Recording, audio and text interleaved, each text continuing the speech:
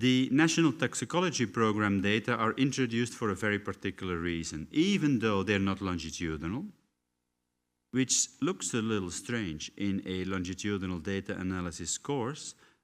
They are hierarchical, and many of the modeling techniques that we develop are not just for longitudinal data. They're not restricted in use to longitudinal data. You can use them on all sorts of hierarchies.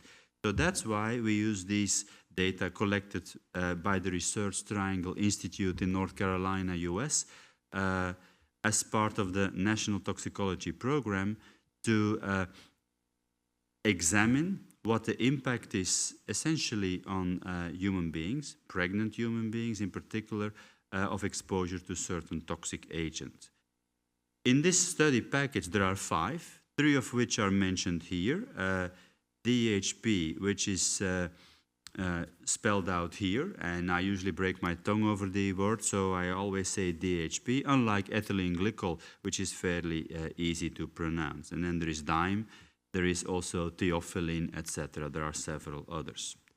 So how does this now work?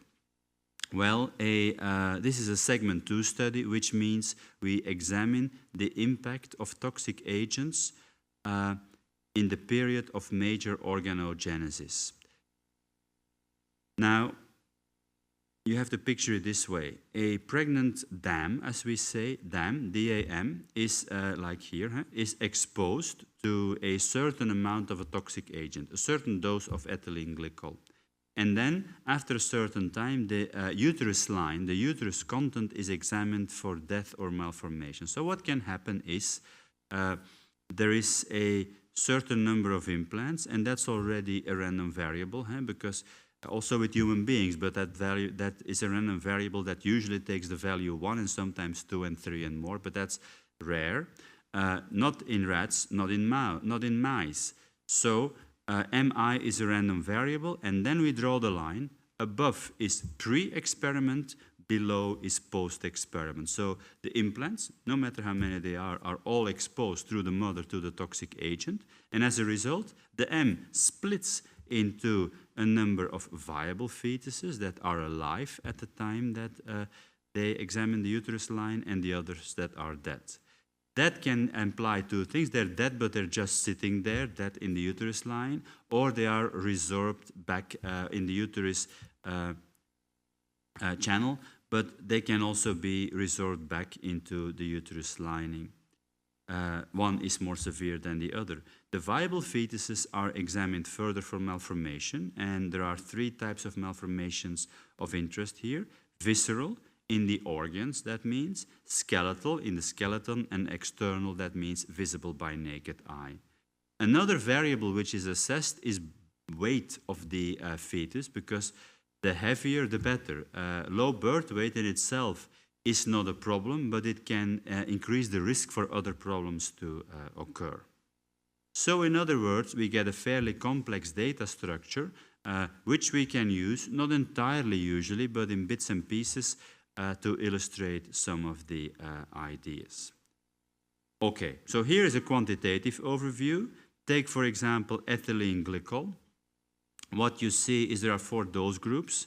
Well, in most analyses, the doses will be rescaled to from 0 to 1. So for ethylene glycol, you'll divide by 3,000. For DHP, you'll divide by 292, so that 0 is placebo dose, 1 is the highest dose, and then you have intermediate doses.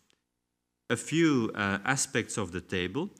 The litter size, that is NI, the litter size, not MI, not the number of implants, because the number of implants varies, but should be free of those. But the litter size, no. And for one component, it's more severe than for the others, but typically the higher the dose, the smaller the litter size, because more fetuses die. And then we get the fractions, the proportions of the malformed fetuses. For example, in dose group 1500, there are 229 live fetuses, 1.7% of which are malformed.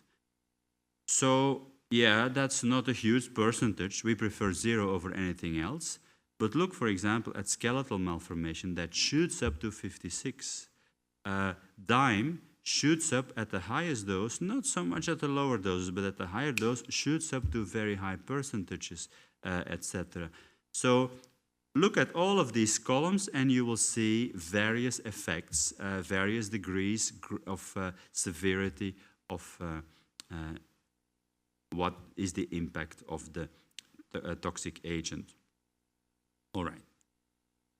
That concludes the introduction of 3 key examples. In certain parts of the course, we will ad hoc introduce more, but it puts us in a position where we can already get relatively far with our analysis.